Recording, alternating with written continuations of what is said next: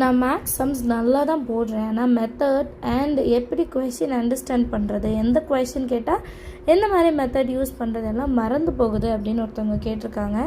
So இதுக்கு முக்கியமாக நம்ம என்ன பார்க்கணுன்னா கொஷின்ஸ் தான். கொஷின்ஸை படிச்சுட்டு தான் நம்ம ஆன்சர்ஸ் வந்து படிக்கணும். சரிங்களா? எப்போவும் என்ன பண்ணுறோம், கிளாஸ் ஒர்க் எடுப்போம், அதில் இருக்க கொஷின்ஸை சால்வ் பண்ணுறோம். பட் அதில் கொஷின் எழுதுகிற இடத்துல என்ன இருக்கும் தெரியுமா? Refer page number 42, refer page number 37.